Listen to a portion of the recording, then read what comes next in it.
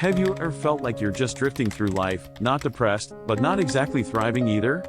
What if there's a name for this state, and more importantly, a way out of it? Languishing is a mental state that many of us experience but often overlook. In today's video, we're diving into Corey Key's groundbreaking work that sheds light on this feeling of stagnation and provides actionable steps to help you reclaim your sense of purpose. Unlike other summaries, we don't just skim the surface. We offer research-backed strategies that can genuinely shift your mindset and well-being. Stick around to find out, could understanding languishing be the key to reigniting your joy and motivation? The book at a glance: an author's journey. In today's video, we're exploring the thought-provoking concept of languishing, as defined by psychologist Corey Keyes. This book highlights an often ignored state of mental health where you're not depressed, but you're also far from thriving. Have you ever found yourself feeling like life is happening around you, but you're not fully engaged? That's languishing. It's like life is moving in slow motion, and satisfaction feels just out of reach. What makes this state so dangerous? It's that it's easy to dismiss, and if left unchecked, it can pull you further from well-being. Corey Keyes reminds us, languishing is the void between depression and flourishing. It's the absence of well-being, where you're surviving but not thriving. We'll explore how recognizing and addressing languishing can help you break free from this cycle of disengagement. Our discussion today goes beyond the surface, offering insights that are not only motivational but rooted in psychological research. By the end of this video, you'll have practical tools to move from languishing to flourishing. Ready to reclaim your life? Corey Keyes is a prominent psychologist and researcher known for his work in mental health and well-being. As a professor at Emory University, Keyes is most famous for pioneering research on flourishing, a term that describes individuals who are thriving both mentally and emotionally. What makes Keyes' perspective different from traditional mental health approaches? He introduced the concept of languishing, which goes beyond the binary of mental illness versus wellness, providing a more nuanced view of the human experience. In addition to languishing, Keyes has published numerous influential papers in the field of positive psychology, making him a thought leader in mental wellness. His work has inspired both professionals and everyday individuals to rethink mental health as not just the absence of illness but the presence of well-being. Have you ever felt stuck in life? If Corey Keyes' insights on languishing resonate with you, we'd love to hear your thoughts. Drop a comment below. Have you experienced feelings of languishing, and how did you overcome them? If you found today's discussion insightful, don't forget to like this video and subscribe to our channel for more content focused on mental well-being and personal growth. By subscribing, you're joining a community dedicated to self-improvement, where we dive deeper than typical summaries, offering research-backed strategies that can make real, meaningful changes in your life. Chapter 1: Understanding Languishing. In this chapter, Corey Keyes introduces the concept of languishing, a mental health state that is neither thriving nor suffering. He defines languishing as the neglected middle child of mental health, where individuals may not meet the criteria for clinical depression, but they still feel disconnected and unmotivated. Keyes argues that many people exist in this state, and it can be easy to overlook because it lacks the urgency of more severe mental health issues. Keyes explains that people in the languishing state often find themselves going through the motions of life without feeling a deep sense of purpose or joy. They might describe their days as May, where there's no spark of excitement, but also no intense pain. The danger of languishing, according to Keyes, is that it can act as a breeding ground for more serious mental health issues, including depression and anxiety. As Keyes puts it, languishing is not just a passive state. It's a quiet erosion of your motivation and joy. Left unaddressed, it can subtly pull you into deeper dissatisfaction. One real-life example Keyes provides is the story of a young professional who, after several years in the same role, realized they were simply going through the motions at work. The initial excitement of the job had faded, but they weren't unhappy enough to leave. Over time, this sense of stagnation began to spill over into other areas of their life, affecting their relationships and overall mental health. Keyes draws on data from longitudinal studies on mental health to show that those who remain in the state of languishing are more likely to experience deteriorating mental well-being over time. The World Health Organization has recognized languishing as a significant public health issue, as it affects productivity, emotional resilience, and overall life satisfaction. Research has demonstrated that languishing is associated with higher levels of stress hormones like cortisol, which can lead to burnout and even physical health issues if not addressed. Key takeaway: languishing is a sign that we need to pay attention to our mental well-being, even if we don't feel overtly bad. Keyes explains that languishing is a crucial signal that you're disconnected from what brings you joy and purpose. In practical terms, this could mean disengagement from work, a loss of interest in hobbies, or feeling emotionally detached in relationships. Recognizing this state allows you to take proactive measures before it leads to a more severe mental health issue. One of the key frameworks Keyes introduces is the mental health continuum model, where mental health exists on a spectrum, from languishing to flourishing. He emphasizes that mental well-being is not simply the absence of mental illness but involves active engagement and satisfaction in life. By identifying where you are on this continuum, you can take steps to move closer to flourishing. Chapter 1 Common Objection: Is languishing really a problem if I'm not feeling overtly depressed? Keyes addresses this by explaining that languishing is often a precursor to more serious mental health issues. He likens it to a low battery mode. Your energy levels and joy are depleted, and while it's not an emergency, it will eventually become one if not addressed. He argues that waiting for a crisis to act on your mental health is risky. It's better to address languishing early and avoid deeper emotional burnout. To deepen the reader's understanding, Keyes compares languishing to being stuck in neutral gear in a car. The engine is running, but the car isn't going anywhere. You're not in reverse, but you're not moving forward either. This analogy helps readers visualize the feeling of stagnation associated with languishing. Another useful analogy is thinking of languishing as the gray zone of mental health. It's not black or white, but a dull middle ground where things seem to blend into a monotonous cycle of existence without real highs or lows. Keyes motivates readers by reminding them that recognizing where you are on the mental health spectrum is the first step toward growth. You don't have to settle for just okay. Life is meant to be lived with purpose, excitement, and meaning.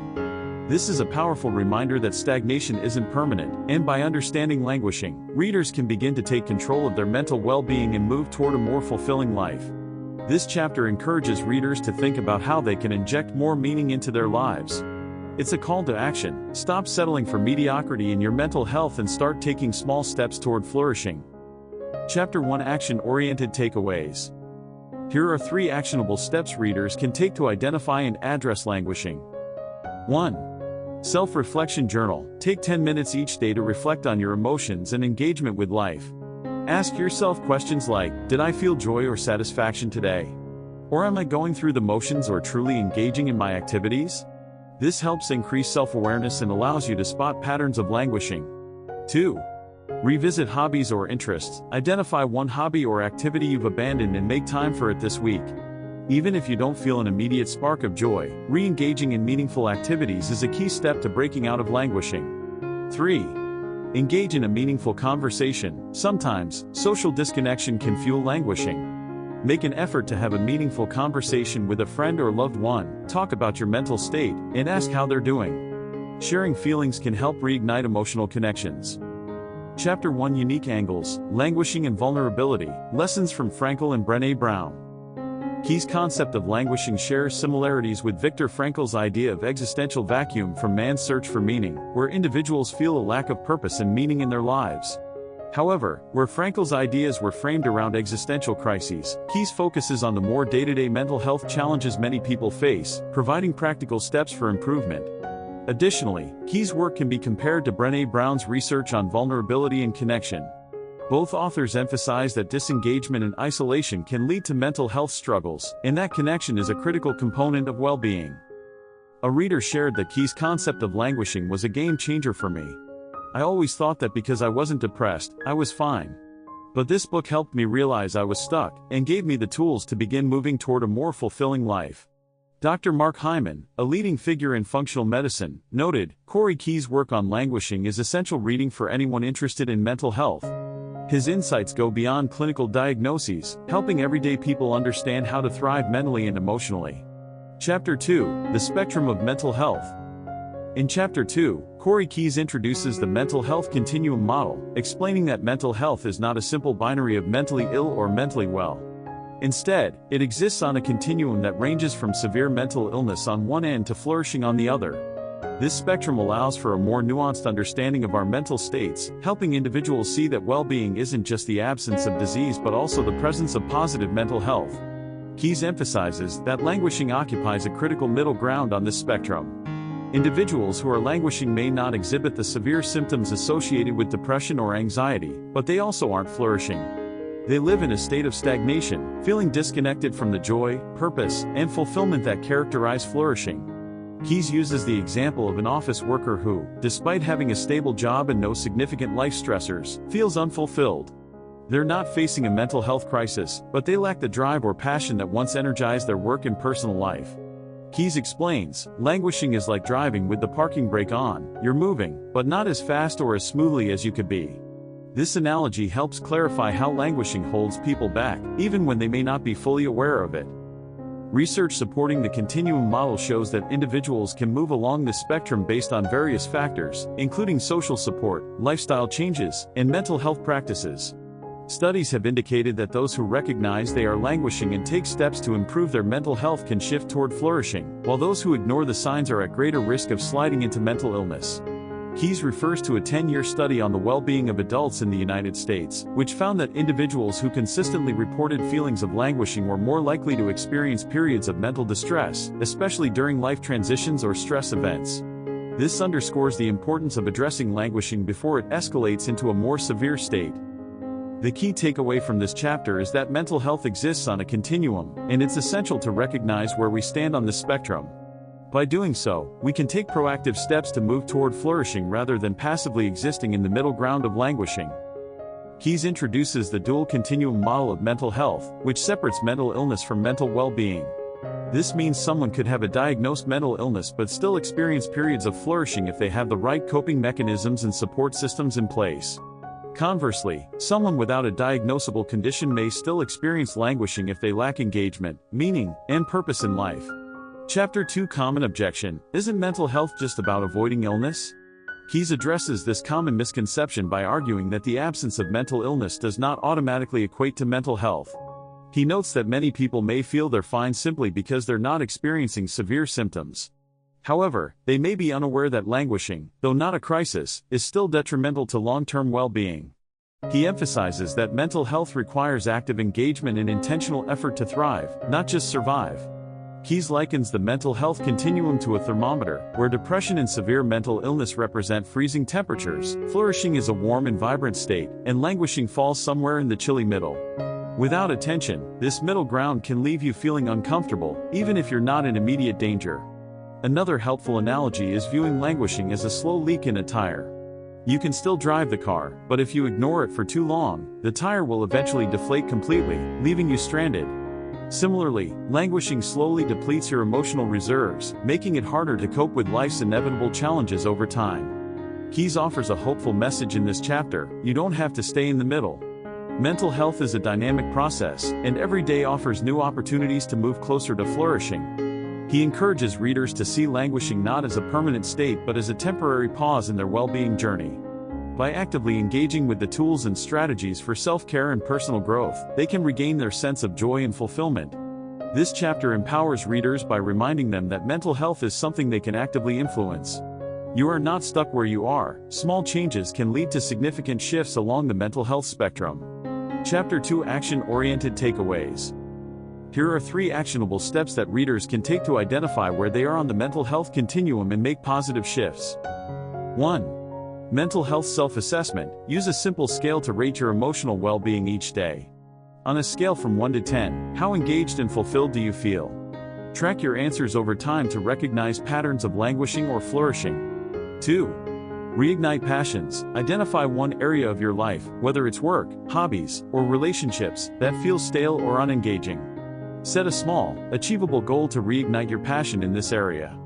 For example, if work feels monotonous, try volunteering for a new project that challenges your creativity. 3. Create a daily gratitude practice. Gratitude is a powerful tool for moving closer to flourishing. Each night, write down 3 things you're grateful for. This simple act can shift your focus from what's not working to the small joys in your life, helping you move toward a more positive mental state. Chapter 2 Unique Angles. Beyond Positivity, Keyes and Seligman on Mental Health. Corey Keyes' continuum model can be compared to Martin Seligman's work on positive psychology, where well-being is defined not just by the absence of mental illness but by the presence of flourishing elements like engagement, meaning, and relationships. Both authors argue that mental health is an ongoing process, requiring active participation. However, where Seligman focuses heavily on building positive psychology practices to enhance well-being, Keyes brings attention to the subtle, often overlooked state of languishing. His work fills a gap in the mental health conversation, recognizing that many people exist in this middle ground without realizing the potential risk it poses to their overall well-being. One reader shared, "I had no idea that I was languishing until I read this chapter. I thought I was just going through a phase, but Key's framework made me realize that I've been stuck in this state for years. I'm now working on small changes to move toward flourishing, and it's making a huge difference." Dr. Laurie Santos, a professor of psychology at Yale and creator of the popular Science of Well-Being course, noted, "Key's work on the mental health continuum is a critical addition to the field of positive psychology. He's offering a new lens to help us understand that well-being is not just about feeling happy but about recognizing and addressing the subtle mental health states we often overlook." Chapter 3, Signs and Symptoms of Languishing. In Chapter 3, Corey Keyes emphasizes the importance of recognizing the subtle signs and symptoms of languishing, a state that can be easily overlooked because it doesn't present with the severity of mental illness. He explains that languishing is often characterized by feelings of emptiness, stagnation, and a lack of motivation. Individuals experiencing languishing may find themselves feeling disconnected from their passions, relationships, or daily tasks, but they often push these feelings aside, thinking they are simply part of life's ebb and flow. Keyes explains, languishing is the silent killer of potential. It doesn't demand your attention like depression or anxiety, but it quietly drains your energy and engagement, leaving you stuck in a cycle of inertia. He shares the story of a middle-aged man who, despite having a stable career and family life, began feeling indifferent toward things that once brought him joy. Weekends that were once filled with social activities became monotonous, and professional tasks felt more like burdens than accomplishments. This state of emotional and mental disengagement, Keyes explains, is a hallmark of languishing, which can quietly persist for months, or even years, without the person realizing they're in it. Keyes draws on research that shows how languishing affects the brain's reward system. The lack of motivation and emotional engagement that characterizes languishing can lead to lower levels of dopamine, the brain chemical responsible for feelings of pleasure and reward. Over time, this can exacerbate feelings of disinterest and numbness, making it harder for individuals to feel satisfied with their accomplishments or experiences. Studies have found that individuals who remain in a state of languishing for extended periods are more likely to experience burnout, emotional exhaustion, and even depression. This is why recognizing the early signs of languishing is crucial to preventing further mental health declines. The key takeaway from this chapter is that recognizing the signs of languishing early can help prevent emotional burnout and mental health decline. Common symptoms include emotional symptoms, feelings of emptiness, lack of enthusiasm, or boredom with daily tasks. Cognitive symptoms, difficulty concentrating, forgetfulness, or a lack of mental clarity. Behavioral symptoms, withdrawal from social activities, reduced interest in hobbies, or a sense of going through the motions without real engagement. Keyes explains that these symptoms arise from a lack of engagement in life, which in turn affects mental health. He introduces the concept of cognitive dissonance, the psychological discomfort that occurs when there's a disconnect between what you're doing and how you feel about it. For example, you might continue to go to work, attend social events, or even pursue hobbies, but if you're not emotionally engaged, the mismatch between your actions and your internal state can lead to feelings of languishing. Chapter 3, Common Objection. Aren't these symptoms just part of life's ups and downs? Keyes acknowledges that everyone experiences moments of boredom or lack of motivation, but he argues that prolonged periods of disengagement, where these symptoms persist without any moments of joy or excitement, are a sign of languishing. He warns against normalizing this state, as it can lead to long-term mental health issues if left unchecked. To help readers better understand the concept of languishing, Keyes uses the analogy of a foggy windshield. When the windshield of a car is fogged up, you can still see where you're going, but everything is unclear, and it's harder to navigate the road. Similarly, when you're languishing, you can still function in daily life, but you're not seeing things clearly or experiencing them fully. Another analogy is the idea of sleepwalking through life. You're physically present and going through the motions, but mentally and emotionally, you're disconnected from your experiences. This sense of disconnection is what makes languishing so insidious. It doesn't feel like a crisis, but it leaves you feeling unfulfilled and stuck. Keyes offers hope to those who recognize the signs of languishing in their own lives. You are not meant to live in a state of inertia. Recognizing these symptoms is the first step toward reclaiming your mental and emotional well-being. He encourages readers to view languishing not as a permanent state, but as a signal that it's time to make changes in their life. He reminds readers that life is meant to be engaging and fulfilling, and that they have the power to move toward flourishing by taking small, intentional steps. By acknowledging the symptoms of languishing, they can start to make positive changes that will restore their sense of purpose and joy. Chapter 3: Action-Oriented Takeaways. Here are 3 actionable steps readers can take to address the signs of languishing in their daily lives. 1.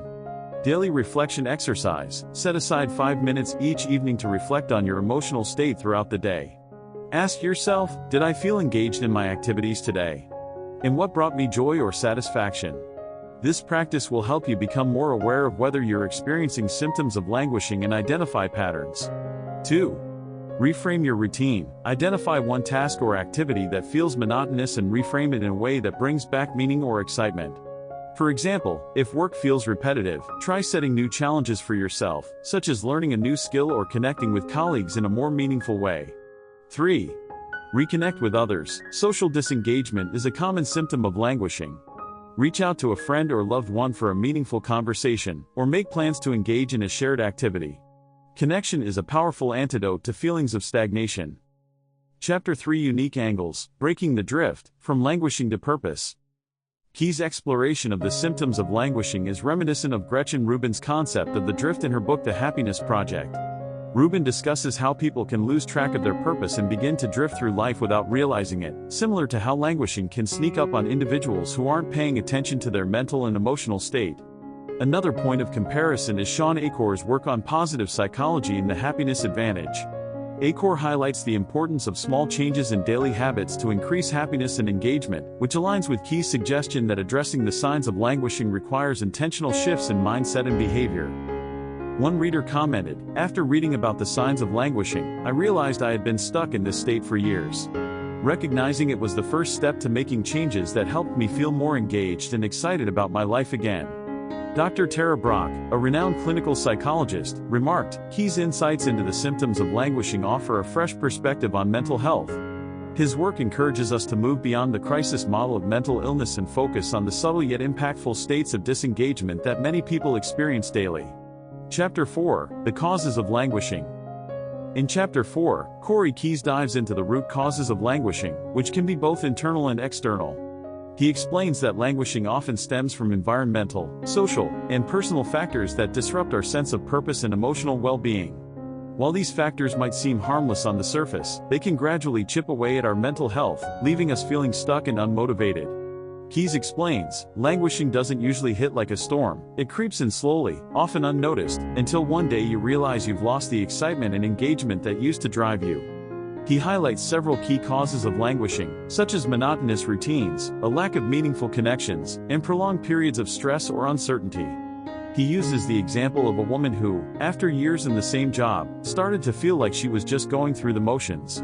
Although she wasn't overwhelmed with stress or unhappiness, she couldn't remember the last time she felt truly energized by her work. Keyes draws on psychological research that shows how chronic stress and boredom are significant contributors to languishing. When people face prolonged stress or live in environments where they lack stimulation, their brains can shift into a state of emotional and mental neutral. The lack of positive reinforcement can reduce dopamine levels, leading to feelings of apathy and disconnection. Studies have also found that people who experience significant life transitions, such as moving to a new city, starting a new job, or going through a breakup, are more likely to enter a state of languishing if they don't have strong support systems or coping mechanisms in place. The key takeaway from this chapter is that languishing is often caused by a combination of external stressors and internal disengagement. By identifying the specific factors that are contributing to this state, individuals can take targeted steps to address them. Common causes of languishing. 1. Environmental factors. A chaotic or monotonous work environment, lack of creative challenges, or a stressful home life can all contribute to feelings of stagnation. 2. Social factors. Isolation, even when surrounded by others, is a significant cause of languishing. People who lack meaningful social connections or feel disconnected from their community are more likely to experience emotional numbness. 3. Personal factors. Life transitions, such as moving, changing careers, or experiencing a significant loss, can trigger feelings of instability and disconnection, leading to languishing. Keyes introduces the concept of environmental stress theory, which suggests that individuals are more likely to experience mental health struggles when their environment doesn't provide adequate emotional support or stimulation. He explains that when people are stuck in environments that don't challenge or fulfill them, their motivation and emotional well-being begin to deteriorate. Chapter 4 Common Objection: Isn't it just normal to feel stuck sometimes? Why should I worry about it? Keyes answers this by explaining that while feeling stuck can be a normal part of life, languishing becomes problematic when it persists for extended periods. He emphasizes that languishing isn't a temporary feeling of frustration but a prolonged state that can affect your mental health, relationships, and productivity. Addressing the causes of languishing early can prevent it from evolving into more severe mental health issues. Keyes uses the metaphor of a plant that isn't being watered enough. Just as a plant needs sunlight, water, and nutrients to thrive, humans need engagement, purpose, and connection to flourish. Without these essentials, we can begin to wilt, existing but not thriving. This analogy helps readers understand how environmental and social factors can contribute to languishing. Another analogy is the idea of life as a treadmill. When you're languishing, you're constantly moving but never making any real progress. You're stuck in a repetitive cycle that lacks the excitement or satisfaction of forward momentum. Keyes reassures readers that understanding the causes of languishing is empowering because it gives you a roadmap to make changes. He emphasizes that while the factors contributing to languishing might feel overwhelming, they're not insurmountable. By identifying the specific areas of your life where you feel stuck, whether it's your job, social circle, or daily routine, you can take concrete steps to break free from the cycle of stagnation. He also reminds readers that languishing is a signal, not a failure. It's a sign that something in your life needs to change, and with the right mindset and strategies, you can shift from languishing to flourishing. Chapter 4 Action-Oriented Takeaways. Here are 4 actionable steps readers can take to identify and address the causes of languishing in their lives. 1. Conduct a life audit. Take time to reflect on different areas of your life, work, relationships, health, hobbies, and assess whether they're bringing you fulfillment or contributing to your sense of stagnation. Write down any areas that feel lacking or monotonous. 2. Introduce novelty. Identify one area of your routine that feels repetitive and introduce something new. This could be as simple as taking a different route to work, trying a new hobby, or setting a personal challenge in your job. Novelty helps reignite engagement and breaks the cycle of boredom. 3. Strengthen social connections. Make a list of people you feel disconnected from and reach out to them. Whether it's setting up a coffee date or scheduling a phone call, meaningful interactions can help reduce feelings of isolation and reignite emotional connections. 4. Set a small, achievable goal. To break the feeling of stagnation, set one small goal that gives you a sense of progress. It could be a fitness goal, a work-related project, or a personal development challenge. The key is to make it achievable so that you experience a sense of accomplishment and momentum. Chapter 4 Unique Angles: The Motivation Trap, Keyes, Pink, and the Roots of Languishing. Keyes' analysis of the causes of languishing echoes Daniel Pink's discussion of motivation and drive, the surprising truth about what motivates us. Pink highlights how autonomy, mastery, and purpose are essential for driving human motivation, and when any of these elements are missing, individuals are more likely to feel disengaged, similar to how Keyes describes the conditions that lead to languishing. Another point of comparison can be made with Adam Grant's article on languishing in the New York Times, where he discusses how the pandemic exacerbated feelings of stagnation and disconnection for many people. Grant draws on Keyes' research, explaining how environmental and social stressors have contributed to a widespread sense of languishing. One reader shared, "After reading this chapter, I realized that my job environment was the root cause of my feelings of stagnation. By making small changes to my daily routine and reconnecting with colleagues, I've been able to regain a sense of purpose and motivation." Dr. Angela Duckworth, author of Grit, commented, "Keyes' work on the causes of languishing is eye-opening. He helps us understand how seemingly minor environmental and social factors can have a profound impact on our mental well-being. His insights are a must-read for anyone looking to improve their mental health." Chapter 5 Overcoming Languishing. In Chapter 5, Corey Keyes shifts the focus from understanding languishing to overcoming it, providing readers with practical strategies to reclaim their sense of purpose and motivation. Keyes argues that while languishing can feel like an immovable force, there are several simple yet powerful steps individuals can take to move from stagnation to flourishing. The key is intentional action and the commitment to small, consistent changes that can bring joy and meaning back into everyday life. Keyes explains, "The antidote to languishing is action. It doesn't have to be grand or revolutionary. Small, meaningful steps can shift your emotional state from may to engaged." He shares the story of a woman who, after struggling with feelings of stagnation for months, began to overcome languishing by incorporating small moments of joy into her routine. She started with daily walks in nature, followed by reconnecting with a long-lost hobby of painting. These seemingly small actions sparked a sense of fulfillment that gradually pulled her out of languishing. Keyes also highlights the importance of recognizing that overcoming languishing isn't about fixing everything all at once, it's about identifying one or two areas where you can reintroduce joy, purpose, and engagement. Keyes backs up his recommendations with research from positive psychology. Studies show that introducing even brief moments of positive engagement into your day can lead to significant improvements in overall well-being. For example, research on the broaden and build theory by psychologist Barbara Fredrickson suggests that positive emotions broaden our awareness and encourage creative problem solving, which helps build long-term emotional resilience. This makes it easier to bounce back from states like languishing. The key takeaway from this chapter is that overcoming languishing requires intentional action, but the steps don't have to be overwhelming. By starting small, readers can reintroduce moments of joy and fulfillment into their daily lives, which can have a ripple effect on their overall well-being. Practical strategies to overcome languishing. 1. Incorporate joyful activities into your routine. Reintroducing activities that bring you joy, even if they seem small, can dramatically shift your emotional state. Whether it's taking 10 minutes to read a favorite book or spending time in nature, these moments of pleasure help rebuild your mental and emotional reserves. 2. Prioritize rest and self-care. Keyes emphasizes that many people languish because they're running on empty. Incorporating rest and self-care into your daily routine is essential for replenishing your energy and reducing feelings of stagnation. This might involve prioritizing sleep, incorporating mindfulness, or setting aside time for relaxation. 3. Set achievable goals. Goal setting is another powerful strategy for overcoming languishing.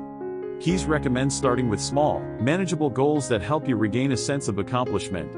He explains that progress doesn't have to be dramatic. Small victories build momentum that can reignite your motivation. Keyes draws on research from goal-setting theory, which shows that achieving small goals releases dopamine, the brain's reward chemical. Dopamine plays a crucial role in motivation and pleasure, meaning that even the smallest accomplishments can boost your sense of purpose and engagement. Over time, this can help you escape the emotional fog of languishing. Chapter 5 Common Objection: I'm too tired and disconnected to take action. How can I overcome languishing if I don't have the energy? Keyes addresses this by emphasizing that the first steps toward overcoming languishing don't need to require a lot of energy. He encourages readers to start with micro-actions, such as a 5-minute walk or writing down one thing they're grateful for, that are manageable but impactful. The hardest part of overcoming languishing is starting, but once you take that first step, the momentum builds naturally, he reassures. Keyes uses the analogy of restarting a fire. When a fire has burned down to embers, it doesn't take much to get it going again: a little kindling, some oxygen, and a few sparks. Similarly, small actions that reintroduce joy and purpose can help reignite your inner fire and move you from languishing to flourishing. Another analogy Keyes uses is the concept of planting seeds. Each small action you take to overcome languishing is like planting a seed in a garden. At first, you may not notice much change, but over time, these small efforts blossom into a richer, more engaged life. Keyes provides a motivational message for those feeling overwhelmed by languishing: you are not stuck where you are. Every small step you take toward re-engaging with life brings you closer to flourishing. He reminds readers that while languishing can feel like a heavy weight, it's not a permanent state. With small, consistent actions, they can regain a sense of purpose and excitement in their lives. Keyes challenges readers to view the journey out of languishing as an opportunity for growth. He encourages them to see each step they take toward joy and engagement as an investment in their future well-being. Each action is a vote for your future self, the person you want to become, he says, inspiring readers to take control of their mental and emotional health. Chapter 5 Action-Oriented Takeaways. Here are 4 actionable steps readers can implement to begin overcoming languishing. 1. Start with one joyful activity. Identify one small activity that brings you joy, whether it's listening to your favorite music, spending time with a pet, or cooking a meal you love. Set aside time to do this activity once a day, even if it's just for 10 minutes. 2. Daily gratitude practice. At the end of each day, write down one thing you're grateful for. This simple practice can shift your focus from what's missing in your life to what's already positive, helping to combat the sense of stagnation that characterizes languishing. 3. Reconnect with nature. Research shows that spending time in nature can improve mental health and reduce stress. Make it a priority to spend at least 15 minutes outdoors each day, whether it's a walk in the park, sitting by a tree, or simply observing the clouds. 4. Set a micro goal. Choose one small, achievable goal that you can work toward this week. Whether it's completing a chapter of a book, organizing a room in your home, or reconnecting with an old friend, this goal should give you a sense of progress and accomplishment. Chapter 5: Unique Angles, the Power of Vulnerability and Micro-Actions. Key's emphasis on micro-actions as a way to overcome languishing aligns with the ideas presented in Atomic Habits by James Clear. Both authors argue that small, consistent actions are the most effective way to create lasting change. While Clear focuses on habit formation, Keyes applies this concept to mental health, showing how incremental steps can lead to emotional transformation. Another point of comparison is Brené Brown's work on vulnerability and courage. Brown suggests that being vulnerable and open to change is a powerful way to reclaim one's sense of purpose, which complements Keyes' message that small actions, especially those that involve reconnecting with others, can reignite emotional engagement.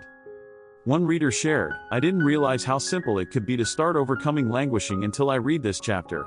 Just adding small moments of joy to my day, like a walk outside or spending time with my family, has made such a difference. It's helped me feel more connected and engaged with life." Dr. Martin Seligman, often regarded as the father of positive psychology, praised Keyes' work. Corey Keyes has provided a practical and insightful roadmap for overcoming languishing. His focus on small, intentional actions is a game-changer for anyone seeking to move from stagnation to flourishing. Chapter 6: The Role of Positive Psychology. In Chapter 6, Corey Keyes highlights the transformative power of positive psychology in combating languishing. He introduces positive psychology as a field of study focused on enhancing well-being, fostering happiness, and promoting personal growth. Rather than merely treating mental illness, positive psychology helps individuals thrive by emphasizing strengths, virtues, and positive experiences. Keyes explains, languishing thrives in the absence of purpose, engagement, and positive emotions. Positive psychology offers a roadmap for reclaiming joy and meaning by focusing on what's already going right in your life. He outlines several key strategies drawn from positive psychology that can help individuals shift from a state of languishing to flourishing, including gratitude, mindfulness, and engaging in strengths-based activities. He shares the story of a man who felt emotionally disengaged from his life, despite having a successful career. By incorporating simple positive psychology practices, like keeping a gratitude journal and practicing mindfulness, he began to feel more connected and energized. These daily practices helped him reframe his outlook and reconnect with the joy that had been missing from his life. Keyes draws on research from Martin Seligman, the pioneer of positive psychology, whose PERMA model outlines 5 essential elements for well-being: positive emotion, engagement, relationships, meaning, and accomplishment.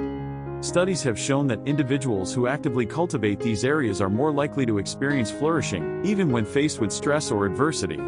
Keyes explains that positive psychology practices don't just improve mental health, they physically alter the brain by increasing the production of neurotransmitters like serotonin and dopamine, which are associated with happiness and pleasure. The key takeaway from this chapter is that positive psychology provides practical tools for overcoming languishing by focusing on building well-being, rather than just alleviating mental distress. Core practices of positive psychology. 1. Gratitude, one of the simplest and most powerful tools for enhancing well-being. By regularly reflecting on what you're grateful for, you shift your focus from what's missing in your life to what's abundant. Gratitude has been shown to reduce stress, improve sleep, and increase happiness. 2. Mindfulness, this practice encourages individuals to focus on the present moment, which can reduce anxiety and help combat feelings of disconnection. Mindfulness-based techniques, such as meditation and deep breathing exercises, can help individuals reconnect with themselves and their surroundings, making them feel more grounded and engaged. 3. Strengths-based activities, positive psychology encourages individuals to focus on their personal strengths and use them in their daily lives. When people engage in activities that align with their strengths, whether it's creativity, kindness, leadership, or perseverance, they feel more engaged and fulfilled. Keyes integrates the broaden and build theory of positive emotions, which suggests that cultivating positive emotions can broaden an individual's thought processes and encourage creativity, problem-solving, and resilience. By building up these emotional reserves, individuals become better equipped to handle stress and challenges, leading to a more sustainable path toward flourishing. Chapter 6: Common Objection, isn't focusing on positive emotions just ignoring real problems? Keyes addresses this by emphasizing that positive psychology doesn't ask individuals to ignore challenges or avoid difficult emotions. Instead, it encourages them to actively cultivate positive emotions alongside acknowledging difficulties. Positive psychology isn't about denial, it's about building the emotional and psychological resources you need to face life's challenges with strength and resilience, Keyes explains. He reassures readers that engaging in positive practices allows them to feel more empowered, even in the midst of adversity. Keyes uses the analogy of filling your emotional reservoir to describe the role of positive psychology. When life's challenges drain your mental and emotional energy, positive practices like gratitude and mindfulness act as replenishing sources, slowly refilling your reservoir and keeping you energized. Another analogy is that of tending a garden. Just as a garden needs consistent care, nourishment, and attention to flourish, your mental health requires regular practices that encourage growth and well-being. Positive psychology practices are the seeds you plant, and over time, they blossom into a more fulfilled and flourishing life. Keyes offers an inspiring message to readers: you have the power to create joy and meaning in your life. Positive psychology gives you the tools to plant the seeds of happiness, purpose, and engagement, even in the midst of life's challenges. He reminds readers that flourishing doesn't happen overnight, it's the result of small, consistent practices that build mental and emotional resilience over time. He encourages readers to view their journey through positive psychology as an opportunity to reclaim control over their well-being. You don't have to wait for life to change to feel happier or more engaged. Positive psychology allows you to take ownership of your mental health today, he says. Chapter 6: Action-Oriented Takeaways. Here are 4 actionable steps readers can take to incorporate positive psychology practices into their daily lives and move closer to flourishing. 1. Start a gratitude journal. Each day, write down 3 things you're grateful for. These can be small or big, but the key is to reflect on them regularly. Over time, this practice will help shift your mindset from scarcity to abundance. 2. Practice mindfulness for 10 minutes a day. Set aside time each day to practice mindfulness, whether through meditation, breathing exercises, or simply paying attention to the present moment. This can help reduce stress and increase emotional clarity. 3. Engage your strengths. Identify one of your personal strengths and find a way to use it each day. Whether it's offering support to a colleague, starting a creative project, or helping a friend, using your strengths can increase your sense of accomplishment and engagement. 4. Positive visualization. Spend a few minutes each day visualizing yourself achieving a goal or feeling happy and fulfilled. This practice helps to prime your brain for success and shifts your focus toward positive outcomes. Chapter 6: Unique Angles. The Power of Small Positive Habits. Keyes' emphasis on positive psychology resonates with Sean Acor's work in The Happiness Advantage, where Acor explores how small, positive habits can lead to significant changes in one's overall well-being. Both Keyes and Acor emphasize that happiness and flourishing are attainable through consistent, intentional practices. Keyes' approach also complements Tara Brach's work on mindfulness and emotional resilience, particularly in how both authors emphasize the importance of staying present in the moment and cultivating self-compassion as a path to well-being. One reader commented, "Incorporating positive psychology practices like gratitude and mindfulness has completely changed the way I approach my mental health. I started with small actions, and now I feel more connected, happy, and in control of my well-being." Dr. Martin Seligman, a leading figure in positive psychology, praised Keyes' work. Corey Keyes has done an excellent job of showing how positive psychology can be a powerful tool in combating mental stagnation. His focus on gratitude, mindfulness, and strengths-based engagement provides a clear and accessible path to flourishing. Chapter 7: Building Resilience. In Chapter 7, Corey Keyes delves into the concept of resilience and its vital role in overcoming languishing. Resilience is the ability to bounce back from adversity, adapt to challenges, and maintain a sense of hope and optimism even in the face of setbacks. Keyes emphasizes that resilience is not an innate trait but a skill that can be cultivated through intentional practices. He explains, resilience is the foundation upon which mental well-being is built. Without it, life's inevitable challenges can pull us deeper into states of disengagement and apathy. With it, we can weather any storm and emerge stronger. Keyes shares the story of a single mother who, after losing her job, was initially overwhelmed by feelings of helplessness. Instead of languishing, she leaned into her support network, focused on problem-solving, and redefined her goals. Over time, her resilience enabled her to find new opportunities and emerge from the situation more empowered than before. Keyes highlights the research on resilience from the field of positive psychology, particularly the work of Ann Maston, who coined the term ordinary magic to describe resilience. Maston's research shows that resilience is a common, rather than extraordinary, trait that individuals can develop by tapping into everyday strengths like adaptability, resourcefulness, and social support. Resilience has also been linked to improvements in physical health, such as reduced stress and better immune system functioning. Studies demonstrate that individuals who cultivate resilience are less likely to experience long-term mental health problems following adversity and are more likely to maintain higher levels of life satisfaction.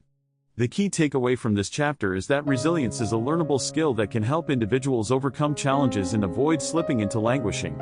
Keyes introduces several practical strategies for building resilience, including fostering social support, engaging in self-care, and reframing challenges as opportunities for growth. Key strategies for building resilience. 1. Social support. Keyes emphasizes that resilience is often rooted in strong social connections.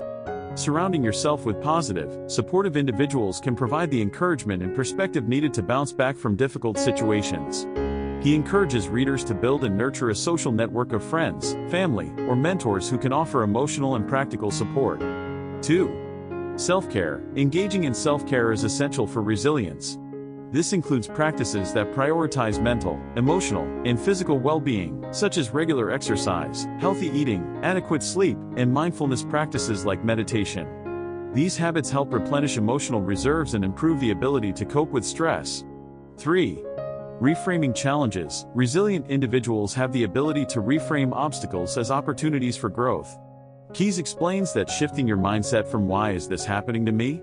to "what can I learn from this?" helps build emotional strength and adaptability. Keyes references the growth mindset, a concept popularized by Carol Dweck, to illustrate how resilience can be built through reframing challenges. The growth mindset encourages individuals to view difficulties not as insurmountable barriers but as opportunities to develop new skills and insights. Research shows that individuals with a growth mindset are more likely to persist in the face of adversity and achieve long-term success. Chapter 7 Common Objection: I'm not naturally resilient.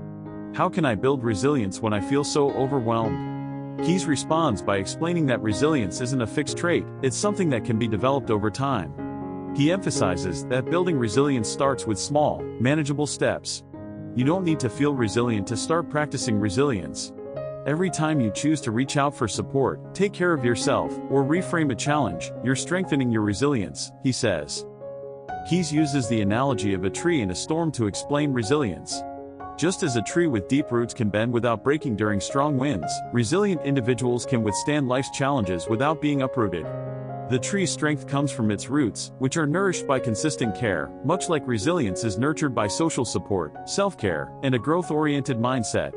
Another analogy is building a mental toolkit. Each time you practice resilience, whether through seeking support or reframing a challenge, you're adding another tool to your emotional toolkit. Over time, this toolkit becomes filled with the resources you need to face adversity with confidence and adaptability. Keyes offers a powerful message of hope: resilience is your superpower. It doesn't mean you won't face challenges, it means you have the strength to overcome them. He reminds readers that resilience is not about avoiding difficulties, but about facing them head-on with the confidence that they have the skills and support to navigate through.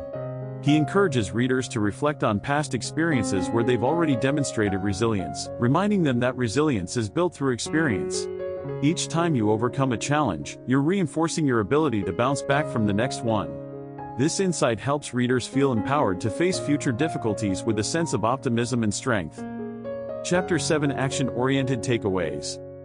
Here are 4 actionable steps readers can take to build resilience and move from languishing to flourishing. 1. Strengthen your support network. Reach out to a friend, family member, or colleague and build a stronger connection. Whether it's through a phone call, meeting for coffee, or participating in a shared activity, fostering social bonds is a key element of resilience. 2. Create a self-care routine. Identify 3 self-care practices that nourish your mind, body, and soul, and incorporate them into your daily routine.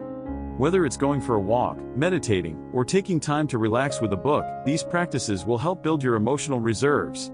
3. Reframe a current challenge. Think about a challenge you're currently facing and practice reframing it. Ask yourself, what can I learn from this?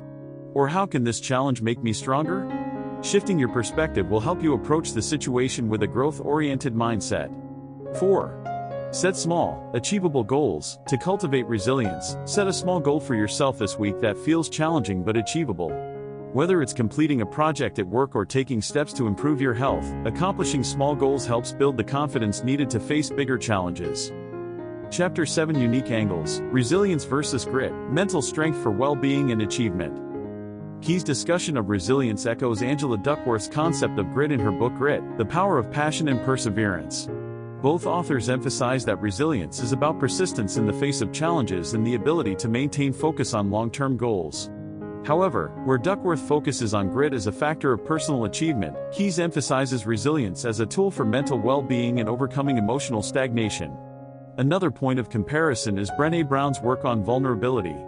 Brown argues that resilience is built through embracing vulnerability and courage, much like Keyes' focus on reframing challenges and leaning into social support to overcome adversity. One reader shared, "This chapter gave me the confidence to build resilience in my life. I used to think resilience was something only certain people had, but Keyes helped me realize that I can cultivate it through small, intentional actions." Angela Duckworth, author of Grit, praised Keyes' work. Corey Keyes provides a practical and insightful guide to building resilience. His emphasis on the role of social support, self-care, and reframing challenges offers readers a clear path to mental well-being. Chapter 8: The Importance of Community. In Chapter 8, Corey Keyes explores the profound role that community and social connections play in helping individuals overcome languishing and move toward flourishing. He explains that humans are inherently social beings, and our sense of well-being is closely tied to the quality of our relationships and social support networks. Keyes states, "Languishing thrives in isolation. When we disconnect from others, we disconnect from the very sources of joy, support, and resilience that keep us grounded and engaged in life." He emphasizes that a strong sense of community can provide emotional support, offer perspective, and create a sense of belonging that is essential for mental health. Keyes shares the story of a young man who, after relocating for work, found himself feeling isolated and unmotivated. His sense of languishing persisted until he began to actively seek out new social connections, joining local clubs, attending community events, and reconnecting with old friends online. Over time, these connections helped him regain a sense of purpose and engagement in his new environment. Keyes draws on research from the Harvard Study of Adult Development, one of the longest-running studies on human happiness, which found that the quality of one's relationships is the single most important predictor of long-term happiness and well-being. Social connections have also been linked to better physical health, reduced stress, and greater resilience in the face of adversity. Research in social psychology also shows that when people feel a sense of belonging to a community, they are more likely to experience positive emotions, higher levels of life satisfaction, and stronger mental health. These findings underscore the idea that community support is not a luxury, it's a necessity for human flourishing. The key takeaway from this chapter is that community and social connections are crucial for overcoming languishing and fostering a sense of well-being. Keyes emphasizes that the people we surround ourselves with can either uplift us or contribute to feelings of isolation and disengagement. The benefits of community support. 1. Emotional support. Being part of a community offers a built-in support system where you can share your struggles, celebrate your successes, and receive encouragement. This emotional support is a powerful antidote to feelings of loneliness and languishing. 2. Perspective and problem solving. Community members can offer new perspectives on challenges you're facing, helping you see solutions or opportunities you may not have considered.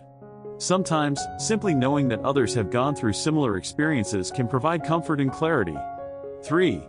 Sense of belonging. One of the most important aspects of community is the sense of belonging it provides.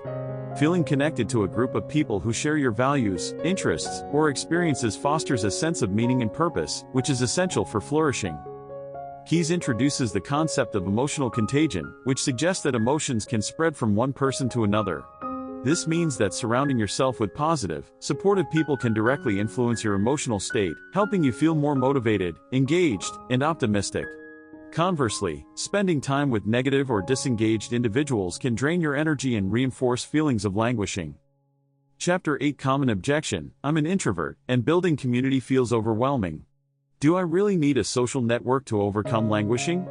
Keyes addresses this by acknowledging that while introverts may not need the same level of social interaction as extroverts, everyone benefits from meaningful connections. He emphasizes that building community doesn't have to mean large social gatherings. It can be as simple as nurturing a few deep, supportive relationships. You don't need a large circle, you just need a few people who make you feel seen, heard, and supported, he reassures. Keyes likens community to a safety net. When you face life's challenges, the people in your community catch you, offering support and helping you regain your balance. The stronger and more interconnected your safety net, the more secure you feel in navigating life's ups and downs. Another analogy is to think of relationships as emotional mirrors. The people around you reflect back your potential, offering encouragement when you feel stuck and celebrating your successes when you thrive.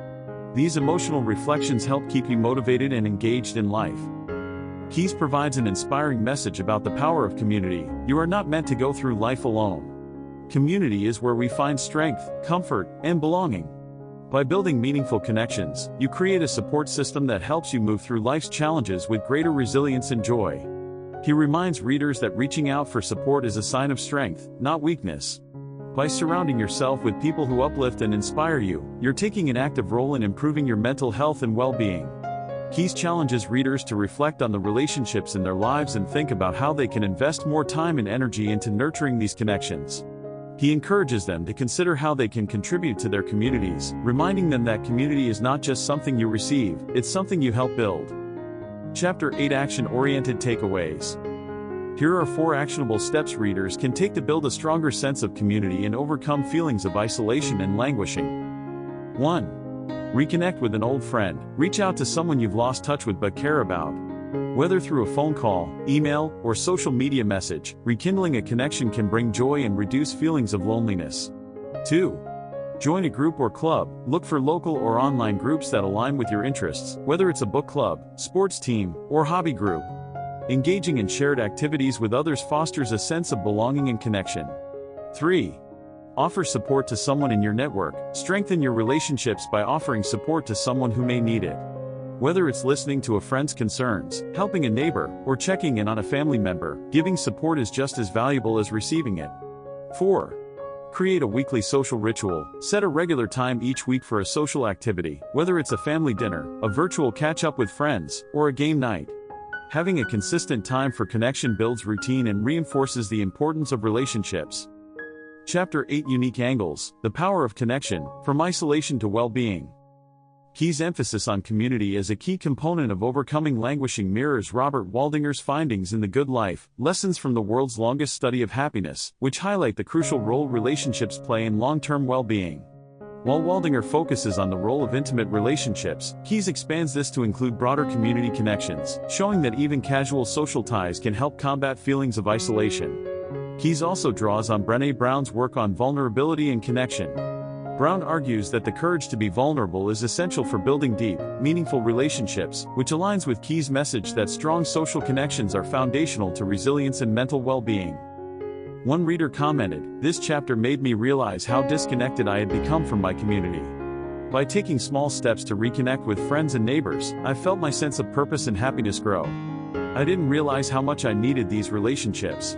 Dr. Robert Waldinger, director of the Harvard Study of Adult Development, praised Keyes' work. Corey Keyes' emphasis on the role of community in well-being is crucial.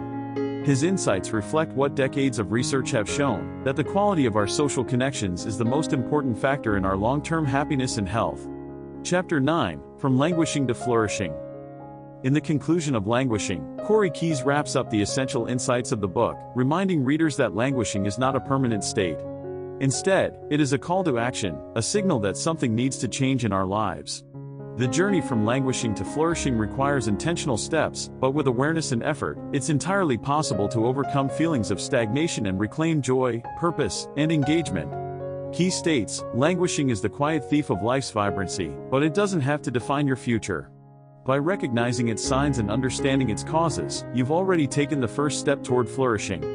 He emphasizes that flourishing is not reserved for those who have perfect lives or face no adversity. Rather, it is attainable for anyone who chooses to take small, intentional steps toward mental and emotional well-being.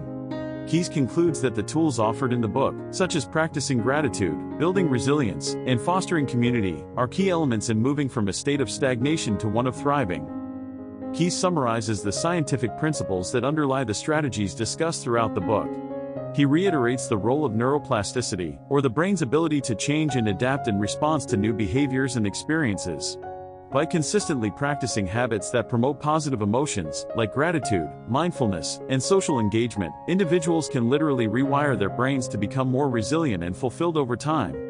He also revisits the PERMA model from positive psychology, reminding readers that well-being is composed of 5 essential elements: positive emotion, engagement, relationships, meaning, and accomplishment. These pillars are the foundation of a flourishing life, and Keyes encourages readers to focus on cultivating each of these areas in their own lives. The key message of the conclusion is that flourishing is an ongoing journey, not a destination. Keyes emphasizes that life will always have ups and downs, but by integrating the practices discussed throughout the book, individuals can build the emotional strength and resilience needed to navigate life's challenges and stay engaged, hopeful, and fulfilled. Keyes also reminds readers that flourishing doesn't mean the absence of negative emotions, it means having the tools to navigate through them. Flourishing is not about living a life free of struggle, but about finding meaning, connection, and joy even in the midst of adversity, he explains. Common themes to reflect on. Mindfulness, staying present in the moment can reduce stress and help you stay connected to your life, even when things feel overwhelming. Gratitude, regularly reflecting on what's going well in your life can shift your focus from scarcity to abundance, making it easier to recognize and celebrate small wins. Community, building meaningful social connections can provide emotional support and a sense of belonging, both of which are essential for well-being. Resilience, reframing challenges as opportunities for growth helps you build emotional strength, making it easier to bounce back from setbacks. Chapter 9 Common Objection: What if I slip back into languishing after making progress? Keyes acknowledges that the journey from languishing to flourishing is not linear. There may be moments when readers feel themselves slipping back into old patterns of disengagement or stagnation. However, he emphasizes that progress is not about perfection, it's about persistence. Even small setbacks do not negate the progress you've made. By continuing to practice the strategies outlined in the book, individuals can regain their footing and keep moving forward on their journey toward flourishing. Keyes uses the analogy of a compass to describe the journey from languishing to flourishing.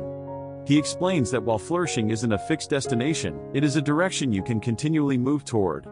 Each small step, whether it's practicing gratitude, building resilience, or nurturing relationships, helps to recalibrate your compass and keep you on the path toward greater well-being. Another analogy is that of a garden. Just as a garden requires consistent care and attention to thrive, so too does your mental and emotional well-being. The practices discussed in the book are like the seeds you plant and water, which will eventually grow into a flourishing life if nurtured with patience and intention. Keyes ends the book with an empowering and motivational message: flourishing is within your reach. It's not something reserved for the fortunate few, it's a choice you make each day to engage with life, build meaningful connections, and nurture your own well-being. He encourages readers to take what they've learned and apply it in their daily lives, reminding them that even small actions can lead to profound changes over time. Every time you choose to practice gratitude, reach out for support, or reframe a challenge, you're taking a step toward flourishing, Keyes says, inspiring readers to take ownership of their mental health journey. He also highlights that flourishing is a dynamic, lifelong process, encouraging readers to continue evolving and growing. The work of flourishing is never done. But that's the beauty of it: you have endless opportunities to grow, connect, and create a life that brings you joy and purpose. Chapter 9 Action-Oriented Takeaways. To help readers integrate the lessons from the book into their lives, Keyes provides a few final action steps. 1. Reflect on your journey. Take time to reflect on where you are in your mental health journey. Have you been languishing? If so, what small steps can you take to move toward flourishing? Write down 1 or 2 changes you'd like to make in the next month. 2. Create a flourishing plan. Use the principles of the PERMA model to create a personalized plan for flourishing. Identify 1 area in each of the 5 categories: positive emotion, engagement, relationships, meaning, and accomplishment, that you can focus on improving in the next few weeks. 3. Practice daily gratitude. Set a daily intention to practice gratitude. At the end of each day, write down 3 things you're thankful for and reflect on how they made you feel. This simple practice will help shift your mindset and increase positive emotions. 4. Connect with your community. Reach out to someone in your network and strengthen your connection. Whether it's a family member, friend, or colleague, making time for meaningful interactions will reinforce your support system and enhance your sense of belonging. Chapter 9 Unique Angles. Happiness First, the Key to Success. Keyes' conclusion echoes themes from The Happiness Advantage by Sean Achor, which emphasizes that happiness is not the result of success, but rather the foundation upon which success is built. Both authors argue that by cultivating positive emotions and building resilience, individuals can enhance their well-being and increase their chances of success in all areas of life. Keys also aligns with Gretchen Rubin's work in the Happiness Project, where she explores how small, daily actions can lead to greater life satisfaction. Like Rubin, Keys encourages readers to focus on the simple, actionable steps they can take to create a more fulfilling and joyful life. One reader shared, "This conclusion left me feeling hopeful and motivated. Corey Keyes gave me the tools to recognize when I'm languishing and the confidence to take steps toward flourishing." His reminder that progress isn't about perfection has been a game changer for me. Sean Achor, author of The Happiness Advantage, praised Keyes' work. Corey Keyes provides a clear and accessible roadmap for moving from languishing to flourishing. His message is both practical and profound, offering readers the tools they need to reclaim their sense of joy and purpose. If languishing has opened your eyes to the nuances of mental health, then our next book will guide you toward productivity without burnout. In Slow Productivity by Cal Newport, we explore how to create meaningful work and avoid the traps of hustle culture. It's a perfect next step if you're ready to regain your focus and find balance. Stay tuned for more. Final summary of Languishing by Corey Keyes. In Languishing, Corey Keyes explores the often overlooked mental state of stagnation and disengagement, offering readers practical tools to move from languishing to flourishing. By recognizing the signs of languishing, understanding its causes, and implementing actionable strategies, such as practicing gratitude, building resilience, and fostering community, individuals can reclaim a sense of purpose, joy, and fulfillment in their lives. Keyes emphasizes that flourishing is not a destination but an ongoing journey, one that requires intentional steps and continuous growth. With powerful insights, relatable analogies, and motivational guidance, Keyes provides a comprehensive guide to overcoming mental stagnation and embracing a life of flourishing.